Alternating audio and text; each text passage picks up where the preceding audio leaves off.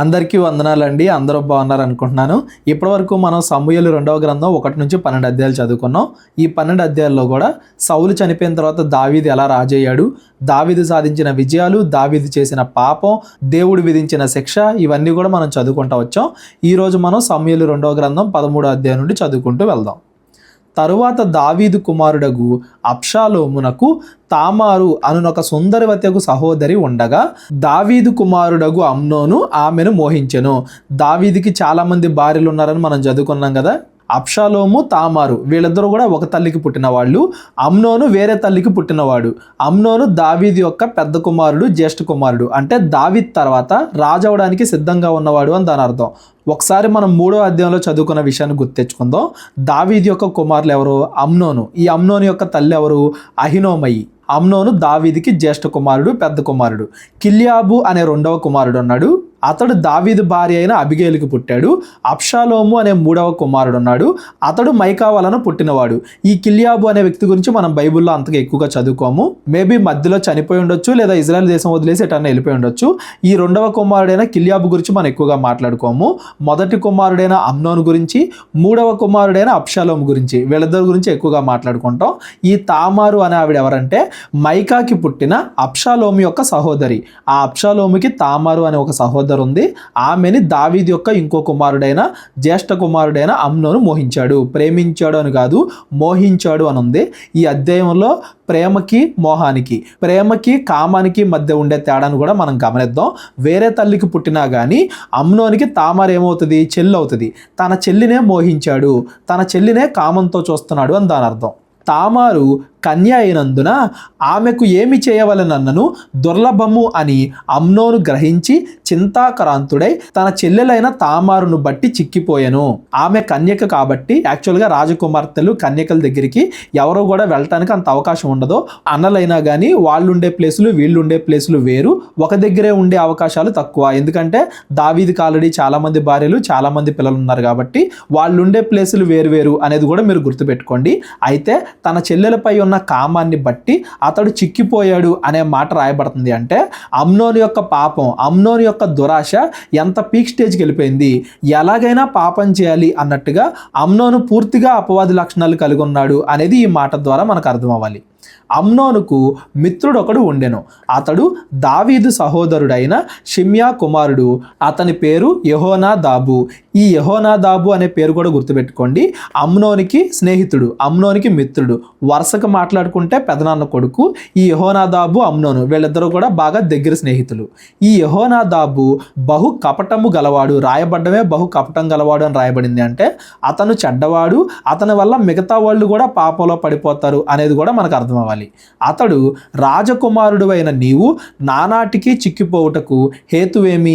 సంగతి నాకు తెలియజెప్పవా అని అమ్నోనుతో అనగా, అమ్నోను నా తమ్ముడగు అబ్షాలోము సహోదరి అయిన తామారును నేను మోహించి ఉన్నానని అతనితో అనెను. వీళ్ళిద్దరు స్నేహితులు కాబట్టి తన చెల్లినే తాను మోహిస్తున్నాడు అని చెప్పేసి తనతో చెప్పాడు.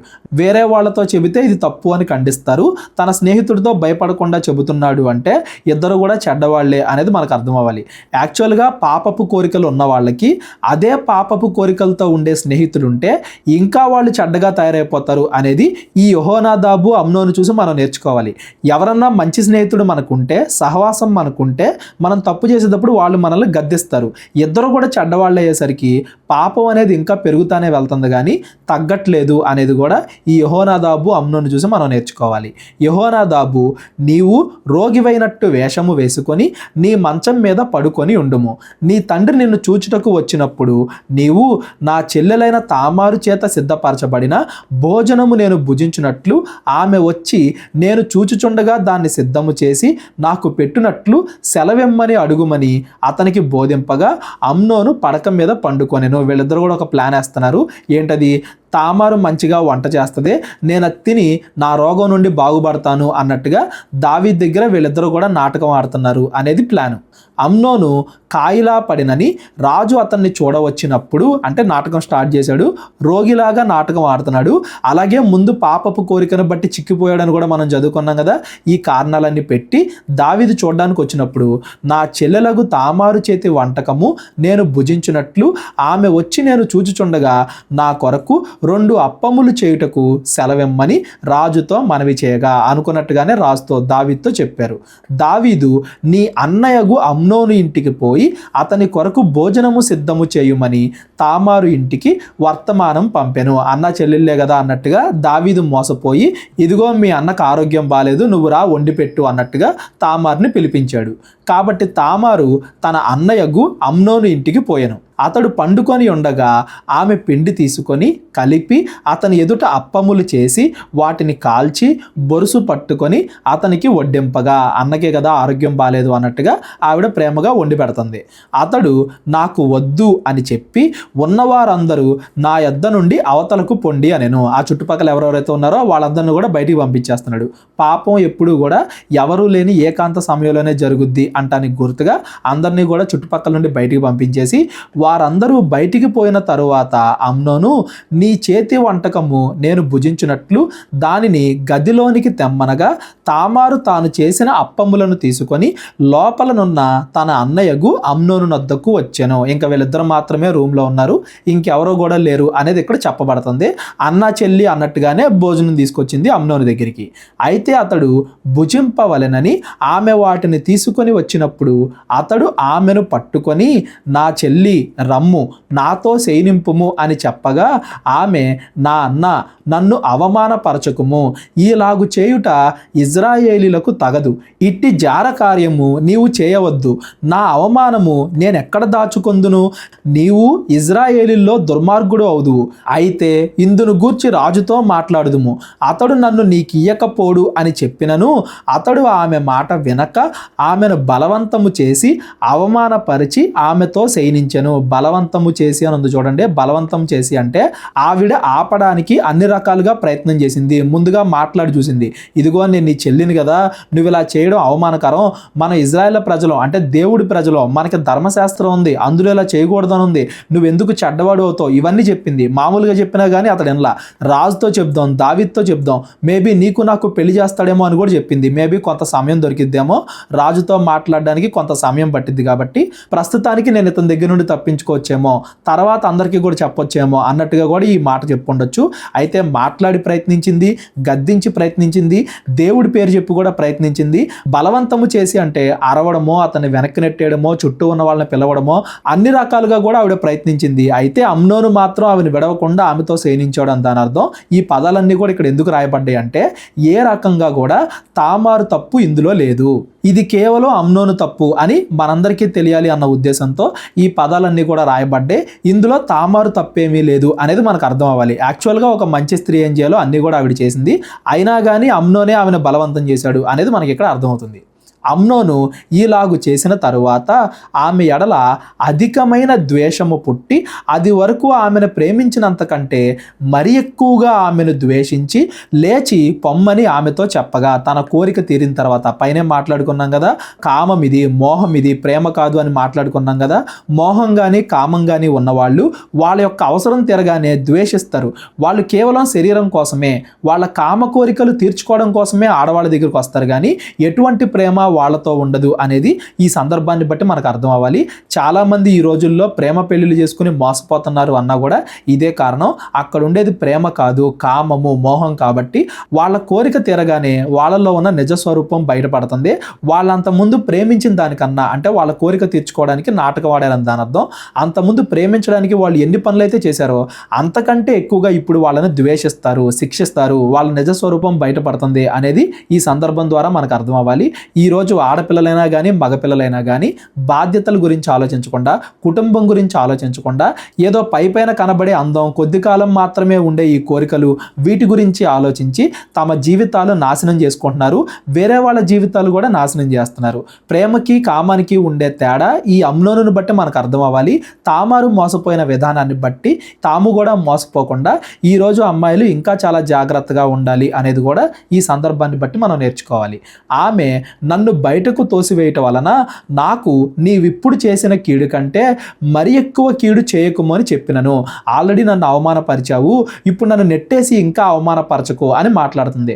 యాక్చువల్గా ఒకవేళ తామారు కూడా చెడ్డదైతే జరిగిందేదో జరిగిపోయింది అని చెప్పి ఎవరికి తెలవకుండా కప్పిపుచ్చేసేది. కానీ ఆవిడ అలా ఉండకుండా నన్ను పెళ్లి చేసుకో అని మాట్లాడుతుంది. అంటే ఇందులో తామారు తప్పేమీ లేదు, అమ్నోను తప్పే అనేది కూడా మనకు అర్థం అవ్వాలి. అతడు ఆమె మాట వినక తన పనివారిలో ఒకరిని పిలిచి దీనిని నా యొద్ద నుండి వెళ్ళగొట్టి తలుపు గడియ వేయమని చెప్పాను. అంతకుముందు బలవంతంగా ఆమెను మోసం చేశాడు, ఇప్పుడు బలవంతంగా ఆమెను బయటికి నెట్టేస్తున్నాడు. కన్యకలైన రాజకుమార్తెలు వివిధ వర్ణములు గల చీరలు ధరించుకొనివారు. ఆమె అట్టి చీర ఒకటి ధరించి ఉండెను. అంతకుముందు ఆవిడ కన్య కాబట్టి కన్యకైన రాజకుమార్తెలు ఎటువంటి వస్త్రాలు వేసుకుంటారో అటువంటి వస్త్రమే ఆవిడ ధరించింది.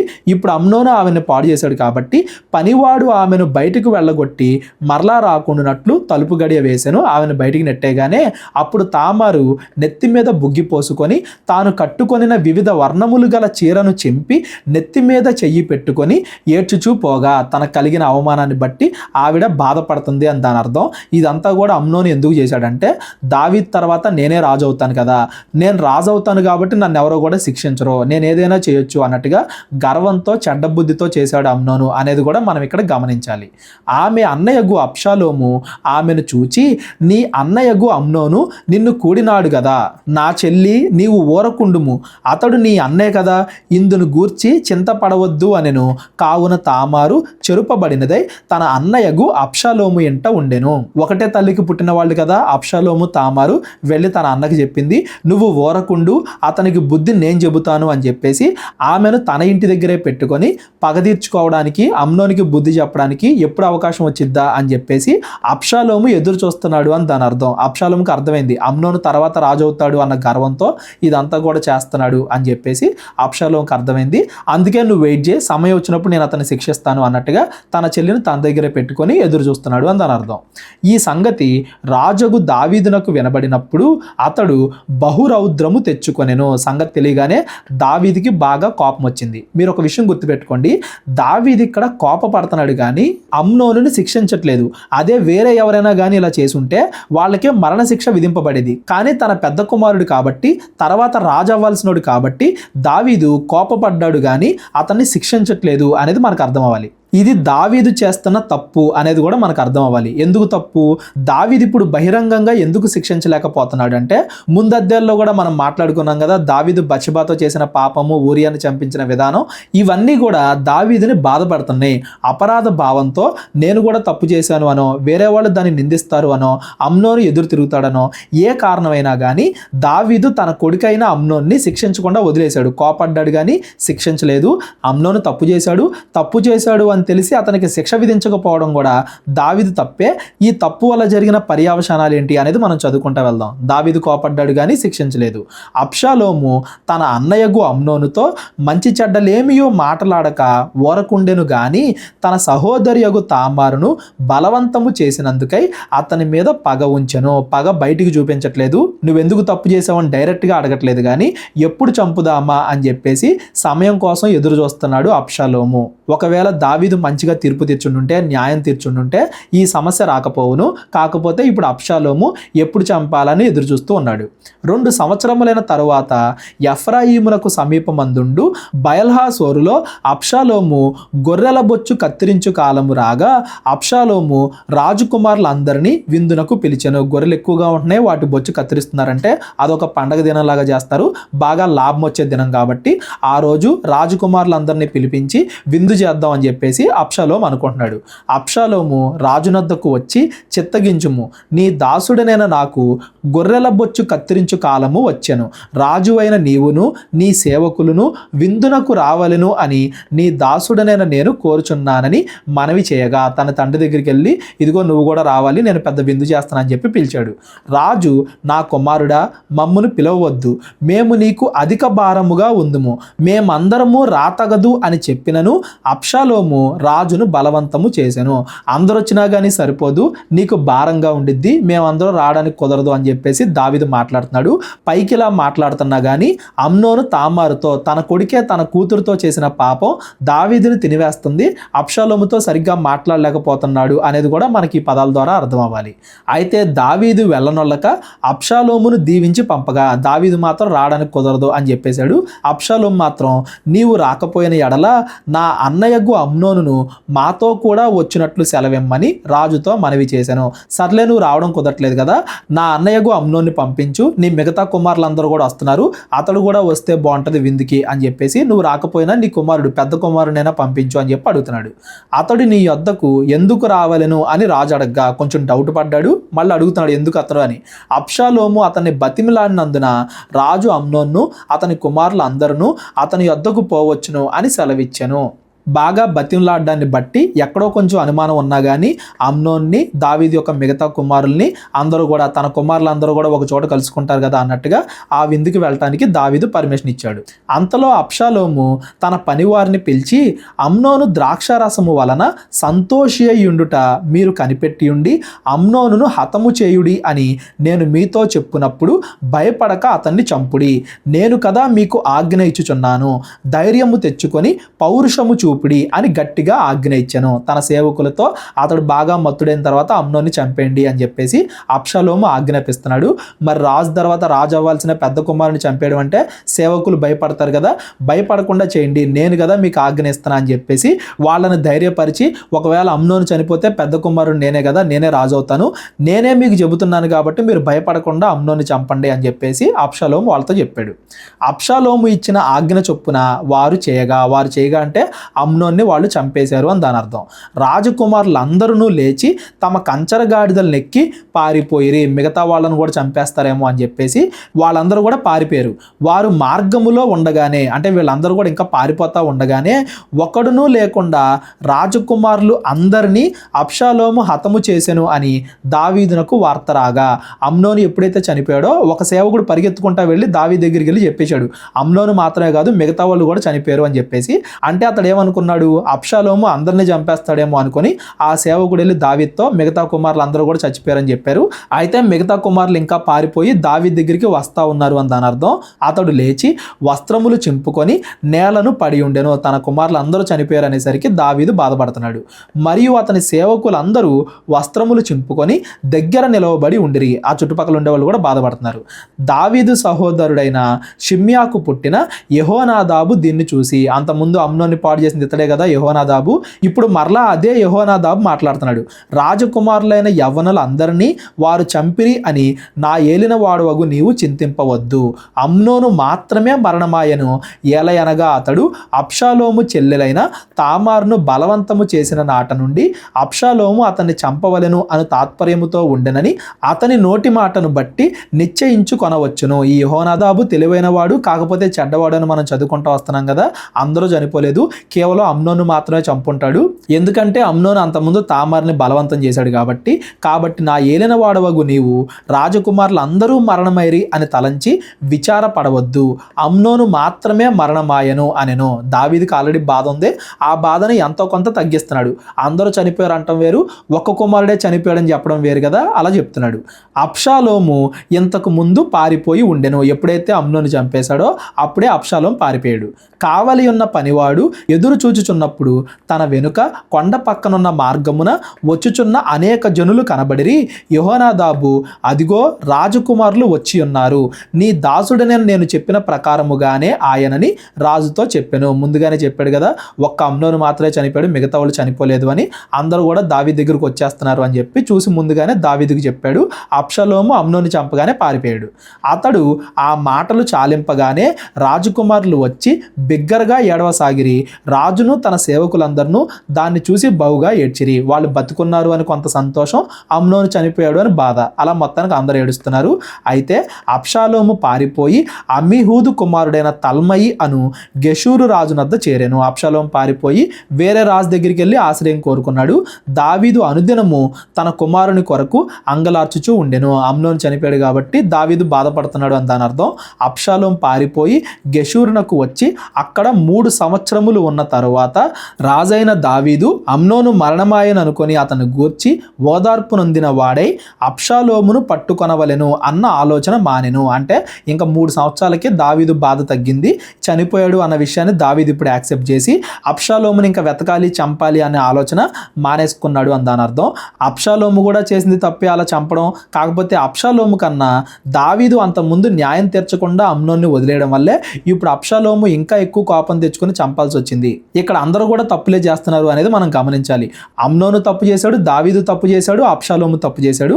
ఇప్పుడు ఫైనల్గా ఇంకా కొంతకాలం తర్వాత అబ్షాలోమును పట్టుకోవాలి, అబ్షాలోమును చంపాలి అనే ఆలోచన దావీదు మానేసుకున్నాడు. ఎందుకంటే ఇంకా అమ్నోను తర్వాత పెద్ద కుమారుడు అబ్షాలోమే కాబట్టి రాజకీయ కారణాలను బట్టి తన కొడుకు అన్న ప్రేమను బట్టి 3 సంవత్సరాలు అయిన తర్వాత తన కోపాన్ని తగ్గించుకున్నాడు అని దాని అర్థం. కాలాన్ని బట్టి కొంచెం కొంచెం తగ్గుతూ వస్తుంది కదా కోపం. అలాగా ఈ అధ్యాయం నుండి మనం నేర్చుకోవాల్సింది ఏంటంటే కామం ఎలా ఉంటుంది, ప్రేమ ఎలా ఉంటుంది, రెండింటికి తేడా ఎలా ఉంటుంది.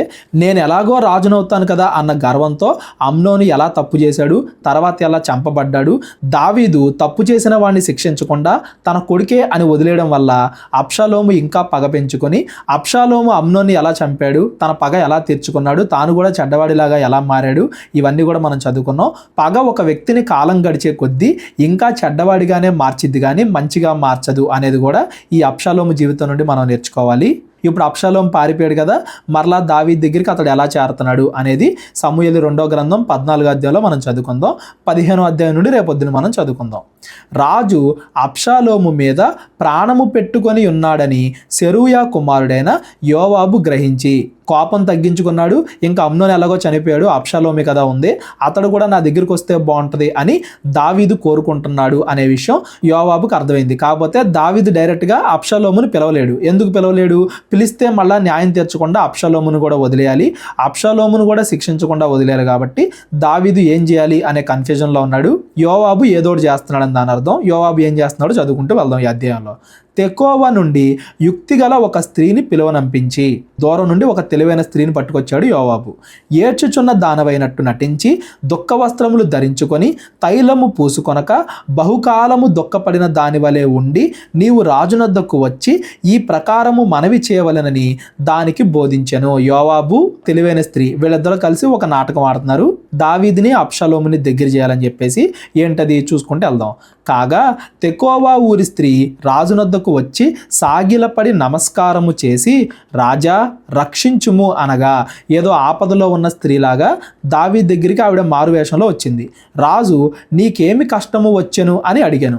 అందుకు ఆమె నేను నిజముగా విధవరాలను, నా పెనిమిటి చనిపోయెను, నీ దాసినైన నాకు 2 కుమారులు ఉండిరి, వారు పొలములో పెనుగులాడుచుండగా విడిపించువాడెవడునూ లేకపోయినందున వారిలోనొకడు 2వ వాణ్ణి కొట్టి చంపెను. నాకు 2 కుమారులు ఉన్నారు, నా భర్త కూడా లేడు, ఆ 2 కూడా పొలంలో ఒకసారి పోట్లాడుకొని ఒకడు 2వ వాడిని కొట్టి చంపాడు అని చెప్తుంది. యాక్చువల్గా ఈ సందర్భం దావీదు కుమారులైన అమ్నోను, అబ్షాలోము వీళ్ళిద్దరికి కూడా అంత బాగా సెట్ అవ్వదు. అబ్షాలోము కావాలని అమ్నోను చంపాడు. కావాలని ప్లాన్ చేసి చంపడానికి, అనుకోకుండా చంపడానికి రెండింటికి తేడా ఉంది. ధర్మశాస్త్రంలో ఈ రెండింటికి వేరు వేరు శిక్షలు ఉన్నాయి. అయినా కానీ ఎట్లాగొట్లా దావీదుని అబ్షాలోముని దగ్గర చేయాలి అన్న ఉద్దేశంతో వీళ్ళు ఇలాంటి స్టోరీ చెబుతున్నారు అని దాని అర్థం. కాబట్టి నా ఇంటి వారందరూ నీ దాసినైన నా మీదికి లేచి తన సహోదరుని చంపిన వానిని అప్పగించుము, తన సహోదరుని ప్రాణము తీసినందుకై మేము వాణ్ణి చంపి హక్కుదారుణ్ణి నాశనము చేతుము అనెను. చంపాడు కాబట్టి, చంపిన వాడికి మరణశిక్ష విధింపాలి కాబట్టి నీ 2వ కుమారుని కూడా మాకు అప్పగించు అని చెప్పి అందరూ అడుగుతున్నారు. ఈలాగున నా పెనిమిటికి భూమి మీద పేరైనను శేషమైనను లేకుండా మిగిలిన నిప్పురవ్వను ఆర్పివేయబోచున్నారని రాజుతో చెప్పగా, ఇప్పుడు నా 2వ కుమారుడికి కూడా శిక్ష విధిస్తే, అతన్ని కూడా చంపేస్తే నాకు ఇంక కుమారులు లేకుండా పోతారు, వారసులు లేకుండా పోతారు అని చెప్పేసి ఆవిడ రాజు దగ్గరికి వచ్చి నటిస్తుంది. ఈ స్టోరీ చెప్పింది. రాజు నీవు నీ ఇంటికి పొమ్ము, నిన్ను గురించి ఆజ్ఞ ఇత్తును అని ఆమెతో చెప్పెను. అందుకు ఆ తెకోవా ఊరి స్త్రీ, నా ఏలినవాడా రాజా, దోషము నా మీదను నా తండ్రి ఇంటి వారి మీదను నిలుచునుగాక, రాజునకును రాజు సింహాసనమునకు దోషము తగలకుండునుగాక అని రాజుతో అనెను. చంపిన వాడిని వదిలేస్తున్నాడు కాబట్టి ఇప్పుడు దావీదు ఎవరో కూడా అతన్ని ఏం చేయరు, నేను ఆజ్ఞ ఇస్తున్నానని చెప్పాడు కాబట్టి చంపిన వాడిని వదిలేస్తున్నందుకు గాను ఇందులో ఏదైనా తప్పు ఉంటే అది నా కుటుంబం మీదకే వచ్చును గాక, నీదేది తప్పు లేదు, నువ్వు మంచి నిర్ణయమే తీసుకున్నావు అన్నట్టుగా అన్నట్టుగా దావీదుతో మాట్లాడుతుంది. ఎందుకు ఇలా మాట్లాడుతుంది, నువ్వు మంచి నిర్ణయమే తీసుకున్నావు అని. తర్వాత ఈ స్టోరీ అంతా చెప్పింది దేనికోసం, అబ్షాలోము గురించి కదా. తర్వాత చెప్పేటప్పుడు దావీదు నిర్ణయం తీసుకుని మంచి పని చేశాడు, ఈ నిర్ణయంలో ఏ తప్పు లేదు, దీనికన్నా మంచి సొల్యూషన్ లేదు అని దావీదుని నమ్మించడానికి యోవాబు ఈ స్త్రీ వీళ్ళిద్దరు కలిసి ఇలా నాటకం ఆడుతున్నారు అందని అర్థం. రాజు ఎవడైనను దీనిని గూర్చి నిన్నేమైనను అని ఎడల వానిని నా యొద్దకు తీసుకొని రమ్ము, వాడికను నిన్ను ముట్టకయుండునని ఆమెతో చెప్పాను. ఇంకా నీ రెండో కుమారుని కూడా చంపుదాము అని ఎవరన్నా ప్రయత్నిస్తే నా దగ్గరికి తీసుకురా, నీ కుమారుని ఎవరో కూడా చంపరు అని చెప్పేసి దావీదు ఆవిడికి మాటిస్తున్నాడు. దావీదుకి తెలియదు కదా ఇదంతా కూడా నాటకం అని, నిజమే అనుకుని దావీదేమో ఇలా మాట్లాడాడు. అప్పుడు ఆమె, రాజు అయిన నీవు నీ దేవుడైన యెహోవాను స్మరించి హత్యకు ప్రతిహత్య చేయువారు నా కుమారుణ్ణి నశింపజేయకుండా ఇకను నాశనము చేయుట మాన్పించుమని మనవి చేయగా, రాజు యెహోవా జీవము తోడు నీ కుమారుని తల వెంట్రుకల్లో ఒకటైనను నేలరాలకయుండును అనెను. ఒకటే సొల్యూషన్ని ఇన్నిసార్లు పదే పదే ఆవిడెందుకు రాజు గుర్తు చేస్తుంది అంటే ఇదంతా కూడా అబ్షాలోము గురించి అని తర్వాత చెప్పాలి కాబట్టి. రాజు తాను తీసుకున్న నిర్ణయం పైన ఎన్నిసార్లు గట్టిగా మాట్లాడితే ఆ తర్వాత నో చెప్పడానికి దావీదికి అంతగా ఆటంకంగా ఉంటుంది అన్న ఉద్దేశంతో అదే సొల్యూషన్నే పదే పదే దావీదు నోటి నుండి చెప్పిస్తున్నారు వీళ్ళిద్దరూ కలిసి అందని అర్థం. అప్పుడు ఆ స్త్రీ, నా ఏలినవాడగు నీతో ఇంకొక మాట చెప్పుకొనుట నీ దాసి అయిన నాకు దయచేసి సెలవిమ్మని మనవి చేయగా, రాజు చెప్పుము అనెను. ఇదంతా కూడా చెప్పావు, నా మిగిలిన కుమారుని కాపాడుతాను అన్నావు, ఫైనల్గా ఒక్క మాట నేను చెప్పాలనుకుంటున్నా అని అడిగింది. దావీదేమో చెప్పమన్నాడు. అందుకు ఆ స్త్రీ, దేవుని జనులైన వారికి విరోధముగా నీవెందుకు దీన్ని తలపెట్టి ఉన్నావు? రాజు ఆ మాట సెలవిచ్చుట చేత తాను వెళ్ళగొట్టిన తన వాణ్ణి రానియక తానే దోషియగుచున్నాడు. సగం మాటలేమో దావీదు గురించి అబ్షాలోము గురించి, సగం మాటలేమో తన గురించి, రెండు కూడా కలిపి చెప్తుంది. ఆ మాట సెలవిచ్చుట చేత తాను వెళ్ళగొట్టిన తన వాణ్ణి రానియక తానే దోషియగుచున్నాడు. మనం ఎవరినైతే వెళ్ళగొడతామో వాళ్ళని తిరిగి రానివ్వట్లేదంటే మనం దోషులం అవుతున్నామేమో, మనం అందరము చనిపోదుము కదా, నేలను ఒలికిన మీదట మరలా ఎత్తలేని నీటి వలె ఉన్నాము. దేవుడు ప్రాణము తీయక తోలివేయబడిన వాడు తనకు దూరస్థుడు కాకయుండుటకు సాధనములు కల్పించుచున్నాడు. దేవుడు ఇంకా చంపట్లేదు అంటే మరలా దేవుడే కలిసి ఉండాలని కోరుకుంటున్నాడేమో, ఎవరైతే తప్పించుకుని తిరుగుతున్నారో వాళ్ళు కలవాలని కోరుకుంటున్నారేమో, మరలా తిరిగి రావాలని కోరుకుంటున్నారేమో. జనులు నన్ను భయపెట్టిరి గనుక నేను దీనిని గూర్చి నా ఏలినవాడవగు నీతో మాటలాడవచ్చి తిని, కాబట్టి నీ దాసురాలగు నేను రాజు తన దాస్యగు నా మనవి చొప్పున చేయునేమో.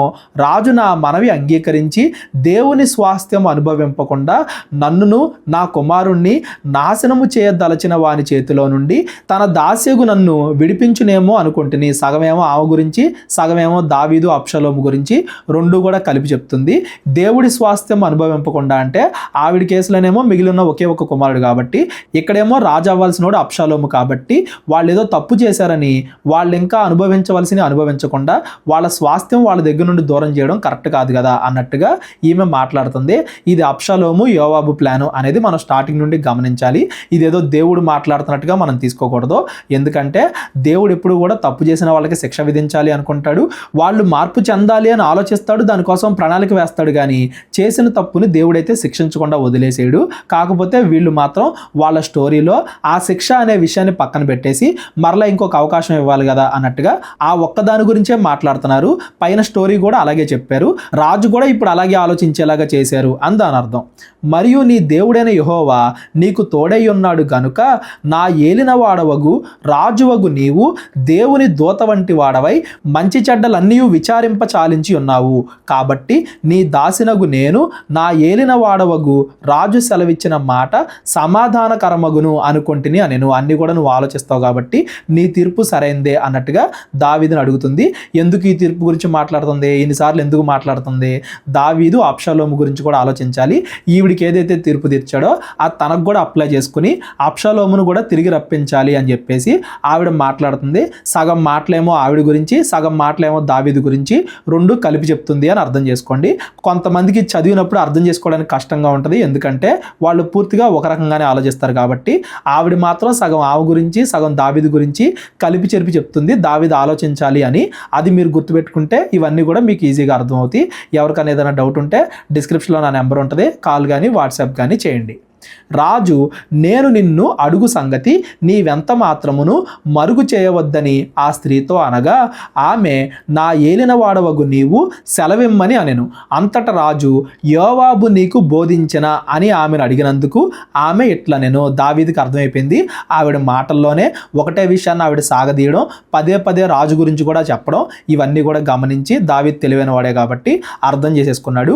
యోవాబు నువ్వు కలిసి ఇలా చేస్తున్నారా, నువ్వు నా దగ్గరికి వచ్చి ఇలా మాట్లాడమని యోవాబు నీతో చెప్పాడా అని చెప్పేసి ఆమెను అడిగాడు. అంటే దావీదుకి మొత్తం అర్థమైపోయింది సంగతి అని దాని అర్థం.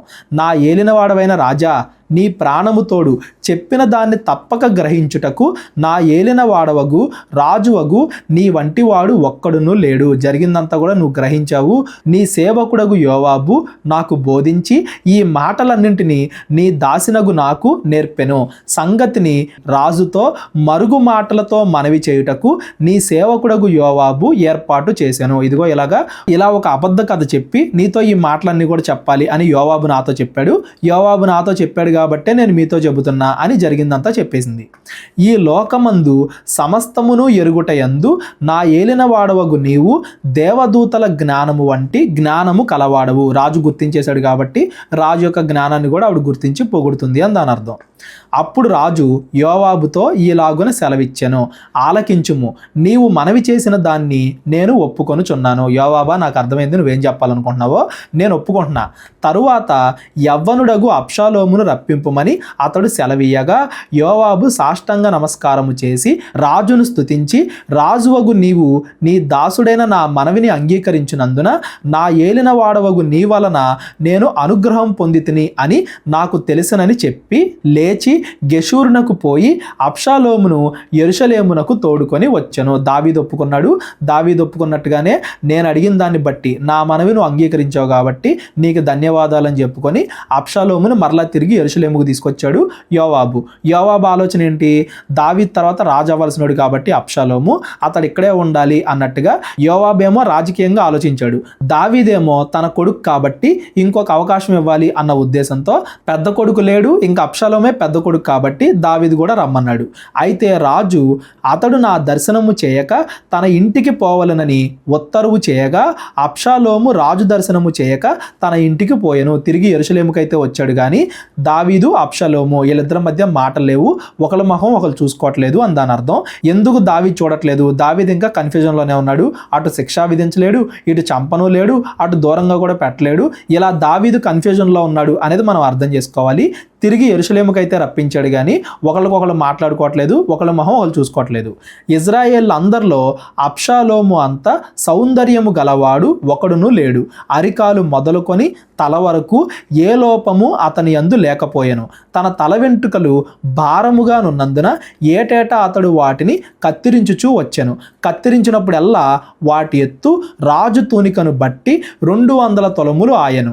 అబ్షాలోము 3 కుమారులను, తామారు అను ఒక కుమార్తెయు పుట్టిరి. ఆమె బహు సౌందర్యవతి. తన చెల్లి పేరునే తన కుమార్తెకు కూడా పెట్టాడు అబ్షాలోము అని దాని అర్థం. అబ్షాలోము ఇంత సుందరుడు అని మనకు ఎందుకు చెప్పబడింది అంటే వీటన్నిటిని బట్టి అబ్షాలోము గర్వపడుతున్నాడు. తర్వాత రాజు అయ్యేది నేనే కదా అని చెప్పి తనలో ఉన్న లక్షణాలు చూసుకొని అబ్షాలోము గర్వపడుతున్నాడు అనేది కూడా మనకు అర్థం అవ్వాలి. ఇదంతా కూడా ఎందుకు ఇలా చెప్పాడు ఏంటి ఇవన్నీ కూడా మనం తర్వాత కింద వెళ్ళే కొద్దీ మాట్లాడుకుందాం. తర్వాత అధ్యాయాల్లో నేను మరలా మీకు గుర్తు చేస్తాను. అబ్షాలోము 2 నిండు సంవత్సరములు యెరూషలేములో నుండి రాజు దర్శనము చేయక ఉండగా 2 సంవత్సరాలు ఉన్నాడు. అయినా కానీ ఈ 2 సంవత్సరాల్లో దావీదు అతడు మాట్లాడుకోవట్లేదు, ఒకళ్ళ మొహం ఒకళ్ళు చూసుకోవట్లేదు. యోవాబును రాజునద్దకు పంపించుటకై అబ్షాలోము అతనిని పిలువనంపినప్పుడు యోవాబు రానొల్లకై ఉండెను. యోవాబా, మరలా నువ్వు వెళ్ళి దావీదుతో మాట్లాడు అని చెప్పి అడుగుదామని యోవాబుని పిలుద్దాం అనుకున్నాడు. యోవాబేమో రాలా. ఎందుకు రాలా, వస్తే ఏం చెప్పాలో అబ్షాలోముతో. దావీదేమో ఒక పక్కన చూడండి అంటున్నాడు. ఈ రెండింటి మధ్య పడలేక యోవాబేమో అబ్షాలోమును చూడడానికి రాలా. 2వ మారు అతన్ని పిలవనంపినప్పుడు అతడు రానొల్లకపోగా ఎన్నిసార్లు పిలిచినా కానీ రాట్లా. అబ్షాలోము తన పనివారిని పిలిచి, యోవాబు పొలమును నా పొలము దగ్గర ఉన్నది కదా, దానిలో యవల చేలు ఉన్నవి, మీరు పోయి వాటిని తగలబెట్టుడని వారితో చెప్పాను. తన పొలాన్ని తగలబెట్టేస్తే అప్పుడైనా యోవాబు నా దగ్గరకు వస్తాడు నన్ను చూడడానికి, అప్పుడు నేను అతనితో మాట్లాడొచ్చు అన్నట్టుగా తన పొలాన్ని తగలబెట్టేస్తున్నాడు. అబ్షాలోము పనివారు ఆ చేలు తగలబెట్టగా యోవాబు చూచి లేచి అబ్షాలోము ఇంటికి వచ్చి నీ పనివారు నా చేలు తగలబెట్టిరేమని అడగ్గా. ఇదేంటి ఇలా చేసామని అడిగితే అబ్షాలోము యోవాబుతో ఇట్లా, నేను గెషూరు నుండి నేను వచ్చిన ఫలమేమి, నన్ను అక్కడి నుంచి అసలు ఎందుకు తీసుకొచ్చారు ఇక్కడికి, నేను అచ్చటనే ఉండుట మేలని నీ ద్వారా రాజుతో చెప్పుకొనుటకై రాజునొద్దకు నన్ను పంపవలనని నేను నిన్ను పిలిపించి తిని, రాజదర్శనము నేను చేయలేను, నా యందు దోషము కనబడిన ఎడల రాజు నాకు మరణశిక్ష విధింపవచ్చును. ఎందుకు అసలు నన్ను రాజు చూడనివ్వట్లేదు, నేను చేసిన తప్పేంటి, నేను ఇంకా యెరూషలేములో ఉన్నా కానీ రాజు దగ్గరికి రాకపోతే నేను ఇంకా యెరూషలేముకి రావడం వెనకాల అర్థం ఏంటి అని చెప్పేసి అబ్షాలోము యోవాబుని అడుగుతున్నాడు. నాలో ఏదైనా తప్పు ఉంటే నాకు మరణశిక్ష విధించవచ్చు అని మాట్లాడుతున్నాడు అంటే అమ్నోని చంపడం అనేది అసలు తప్పే కాదు అన్నట్టుగా అబ్షాలోము ఫీల్ అవుతున్నాడు, ఆలోచిస్తున్నాడు అనేది కూడా మనకు అర్థం అవ్వాలి. తన పొలాన్ని తగలబెట్టాడు అంటే అబ్షాలోము తాను కావాలనుకున్నది చేయడానికి, తాను కోరుకున్నది చేయడానికి, ఒకరిని చంపడానికైనా తగలబెడతానికైనా ఏదైనా చేయడానికి రెడీగా ఉన్నాడు అన్నట్టుగా అబ్షాలోము యొక్క హృదయం కూడా మనకు అర్థం అవ్వాలి. అబ్షాలోము ఎలా ఉంటున్నాడు, అతడి ఆలోచనలు ఎలా ఉంటున్నాయి అనేది ఈ మాటలన్నిటి ద్వారా మనకు అర్థం అవ్వాలి.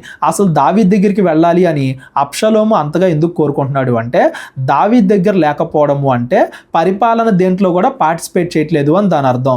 రాజకీయంగా ఏ నిర్ణయాలు తీసుకున్నా, ఏ సైనికుల్ని కంట్రోల్ చేయాలన్నా, ఏం చేయాలన్నా కానీ అవన్నీ కూడా రాజున్న ప్లేస్ నుండే జరుగుతాయి. కాబట్టి రాజున్న ప్లేస్ దగ్గరికి అబ్షాలోము వెళ్ళట్లేదు అంటే ఆ పరిపాలనలో తాను భాగం అవ్వట్లేదు. ఏదో ఉండటానికైతే యెరూషలేములో ఉన్నాడు కానీ రాజకుమారులు చేయవలసిన పరిపాలనా విధానాలు ఏట్లో కూడా అతడు పార్టిసిపేట్ చేయట్లేదు. కాబట్టి అతడు దాని నుండి విరక్తి చెంది దావీదు దగ్గరికి ఎలా అయినా వెళ్ళాలి అని ప్రయత్నిస్తున్నాడు అని దాని అర్థం. అంతటా యోవాబు రాజునద్దకు వచ్చి ఆ సమాచారము తెలుపగా, ఏదేదో చేస్తున్నాడు నిన్ను చూడాలని చెప్పేసి మొత్తానికి దావీదు దగ్గరికి వచ్చి చెప్పాడు యోవాబు. రాజు అబ్షాలోమును పిలువనంపించెను. అతడు రాజునద్దకు వచ్చి రాజ సన్నిధిని సాష్టాంగ నమస్కారము చేయగా రాజు అబ్షాలోమును ముద్దు పెట్టుకొనెను. ఎప్పటి నుండో చూడలేదు కదా, ఇంకా మొదటిసారి చూడగానే ప్రేమ పొంగుకొచ్చి ముద్దు పెట్టుకున్నాడు. అంటే వీళ్ళిద్దరూ కూడా కలిసిపోయారని దాని అర్థం. కలిసిపోయినట్టుగా పైకి ఇలా కనబడుతుంది కానీ అబ్షాలోముకు మాత్రం ఇంకా దావీదు మీద కోపంగానే ఉంది.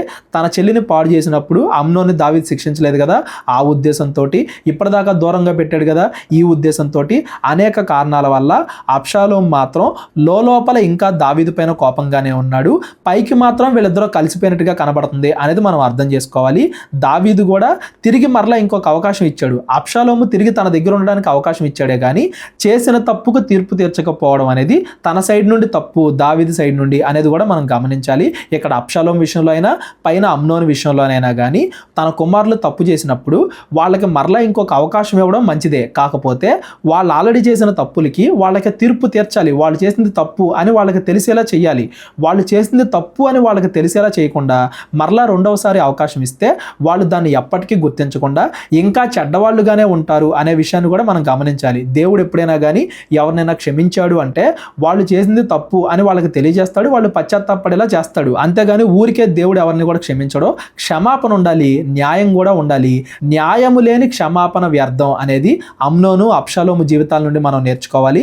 ఇంకా అబ్షాలోము ఏ తప్పులు చేస్తున్నాడు, తన తండ్రి అయిన దావీదు పైన ఎలా ఎదురు తిరిగాడు, ఇవన్నీ కూడా తర్వాత అధ్యాయంలో మనం చదువుకుందాం. దావీదు చేసిన తప్పు, తాను బత్షెబాతో చేసిన విధానం, తాను ఉరియాను చంపించిన విధానం, ఇవన్నీ కూడా దావీదుని ఇంకా ఎలా వెంటాడుతున్నాయి. దావీదు తీసుకునే ప్రతి నిర్ణయంలోనూ కూడా తాను చేసిన తప్పు తనకి ఎలా అడ్డొస్తుంది, దావీదు వల్లే ఇవన్నీ కూడా ఎలా ఆజ్యం పోసుకుంటున్నాయి. ప్రత్యక్షంగా దావీదు తప్పు చేయకపోయినప్పటికీ ప్రతి తప్పులోనూ తనకు తెలియకుండా తాను ఎలా భాగం అవుతున్నాడు, ఇవన్నీ కూడా మనం గమనించాలి. ఎక్కువ మందిని పెళ్లి చేసుకోవడం వల్ల దావీదు ఇప్పుడు ఎలా కష్టాలు పడుతున్నాడు అనేది కూడా మనకు అర్థమవుతుంది. పైన నాతాను దావీదుతో మాట్లాడిన మాటలు మీకు గుర్తున్నాయా? నీ ఇంటి వారి మూలముగానే నేను నీకు అపాయం పుట్టింతును, నీ ఇంటికి సదాకాలము యుద్ధము కలుగును. ఇవన్నీ కూడా నాతాను దావీదుతో మాట్లాడాడు, మనం పైన చదువుకున్నాం కదా. అవన్నీ కూడా ఎలా నెరవేరుతున్నాయి, దావీదు చేసిన దానివల్ల ఒకదానికొకటి ఎలా ఆజ్యం పూసుకుంటున్నాయి. అటు అమ్నోను చెడుతనం వల్ల, ఇటు అబ్షాలోము చెడుతనం వల్ల, దావీదు తీసుకునే నిర్ణయాల్లో పూర్తిగా న్యాయం ఉండకపోవడం వల్ల ఇవన్నీ కూడా ఎలా జరుగుతున్నాయి అనేది మనం చదువుకుంటా వెళ్తున్నాం. ఇంకా ఇంకా ఇంకా ఈ చెడుతనం ఎలా పెరుగుతా వెళ్ళింది అనేది, అబ్షాలోము ఇంకా ఎలా చెడ్డవాడయ్యాడు, తన తండ్రి అయిన దావీదు పైన ఎలా ఎదురు తిరిగాడు అనే విషయాలు సమూయేలు 2వ గ్రంథం 15వ అధ్యాయం నుండి మనం రేపొద్దున చదువుకుందాం. ఈరోజు చదువుకున్న 13, 14 ఈ 2 అధ్యాయాల్లో ఎవరికైనా ఏదైనా అర్థం కాకపోతే డిస్క్రిప్షన్లో నా నెంబర్ ఉంటుంది, కాల్ కానీ వాట్సాప్ కానీ చేయండి. మా పరిచయం గురించి ప్రార్థించండి. ఎవరికన్నా ప్రేరేపణ కలిగినట్లయితే మీ కానుకల ద్వారా మా పరిచయను బలపరచండి. అందరికీ వందనాలు. దేవుడు మిమ్మల్ని అందరినీ కూడా దీవించి ఆశీర్వదించును గాక. అందరికీ వందనాలండి.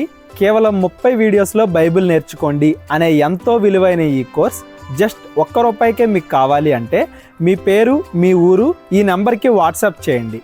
ఈ కోర్సులో ఏ విషయాలు ఉంటాయో ముందుగానే తెలుసుకోవడానికి ఈ వీడియో పాస్ చేసి టాపిక్స్ అన్నీ చదువుకోండి. క్రైస్తవులందరూ ఈ బైబిల్ కోర్స్ వినాలి అని మేము కోరుకుంటున్నాం. అందరినీ దేవుడు దీవించునుగాక. ఆమెన్.